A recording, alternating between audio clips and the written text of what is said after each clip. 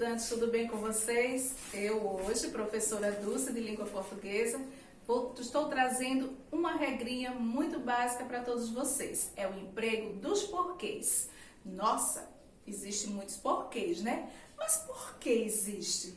Por que isso? Por que aquilo? Então a gente pergunta muito por quê. As crianças também, quando estão pequenas, elas também chegam àquela fasezinha do porquê. Por que isso? Por quê? Por quê? Então agora vamos aprender a empregar este porquê corretamente. Afinal, ele é escrito de 4 formas diferentes. Então vamos conhecer agora? Então vamos lá. O emprego dos porquês. Preste bastante atenção. Estou trazendo aqui para vocês o primeiro porquê, tá? O porquê ele está separado, ó, escreve separado e não tem acento. Então, como é que eu emprego ele corretamente nas orações, tá? Quando é que eu vou colocar esse porquê separado e sem acento? Quando é que ele é usado? Então, aqui, para este porquê separado e sem acento, tem umas 3 regrinhas que vocês devem compreender, ou seja, vocês devem conhecer melhor. Primeira, quando equivale, ou seja, quando tiver o mesmo sentido dessas seguintes expressões. Por qual razão e por qual motivo. Quando você vê escrito porquê separado e sem acento lá na frase, e eu posso aqui substituir, ou ele vem com esse sentido de eu trocar por qual razão, por qual motivo, se vier nesse sentido, então está escrito corretamente. O porquê separado e sem acento, tá? Outra regra. Ele também é usado no início de frases interrogativas, ou seja, no início de perguntas. Então, por que isso? Por que aquilo? Então, eu vou usar no início da pergunta o porquê separado e sem acento, tá certo? Outra regra. Em frases afirmativas, quando é possível substituir pela seguinte expressão. Se eu puder substituir o porquê separado sem acento pela expressão pelo qual, ou as suas flexões, que no qual passa para o feminino e para o masculino, assim, pela qual, pelos quais, pelas quais, aí sim vai estar escrito corretamente o porquê separado sem acento. Aí agora eu vou mostrar a vocês esses 3 exemplos para vocês compreenderem melhor, tá? Vamos lá. Trouxe aqui para vocês 3 exemplos, preste atenção. Desejo saber por que eles querem assistir aquele filme. Olha lá, olha o porquê aqui separado e sem acento. Está empregado corretamente? Ele está usado aí corretamente? Vamos averiguar. Desejo saber por que eles querem assistir aquele filme. Desejo saber por qual motivo eles querem assistir aquele filme. Então, quando vier no mesmo sentido dessa expressão, por qual motivo, então aí o porquê separado e sem acento está empregado corretamente, ok? Vamos para outro exemplo. Se lembram que eu disse que ele também vem no início de perguntas? Olha aqui o exemplo.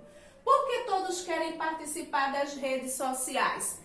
Eu usei o porquê no início da frase interrogativa, no início de uma pergunta. Então, está correto. Ele vai ficar separado e sem acento, tá certo? O outro exemplo. A razão por que não concordamos com esses oportunistas é clara. Olha, a razão pela qual, se lembra quando eu posso substituir por pelo qual, pela qual, pelos quais e pelas quais? Então, quando eu puder substituir o porquê separado e sem acento por essas expressões, então o porquê está empregado corretamente. Então, lá, vamos revisar. Quando é que eu posso substituir? Quando é que eu posso substituir? Não, quando é que eu posso usar o porquê separado e sem acento? Quando eu posso, equivale quando ele vier no sentido de por qual motivo ou por qual razão, no início de pergunta, e quando ele vem com posso substituir pela expressão pelo qual, pela qual, pelos quais e pelas quais, ok? Agora vamos conhecer mais outro porquê. Agora vamos ver mais os outros porquês, quando é que nós usamos. Preste bastante atenção aqui. Tenho mais 3 porquês para vocês aqui conhecerem a seguinte regra. Quando é que eu uso o porquê separado com acento? Olha, vamos agora ver, tá? no final de frases, lá no final da frase e também antes do ponto. Também pode aparecer um ponto final, um ponto de exclamação, reticências, mas o mais usado é o ponto de interrogação. Então, por isso que a maioria das regras diz que é no final de uma pergunta, tá bom? Então, vamos aqui. Eu trouxe um exemplo para que vocês vejam. As pessoas desistiram de lutar por quê? Veja que foi usado no final de uma pergunta, então de uma frase interrogativa. Então, quando isso acontece, o porquê que fica atrás lá da frase, ele vai ser separado e com acento. E veja aqui, ó, a pontuação usada foi o ponto de interrogação, tá bom?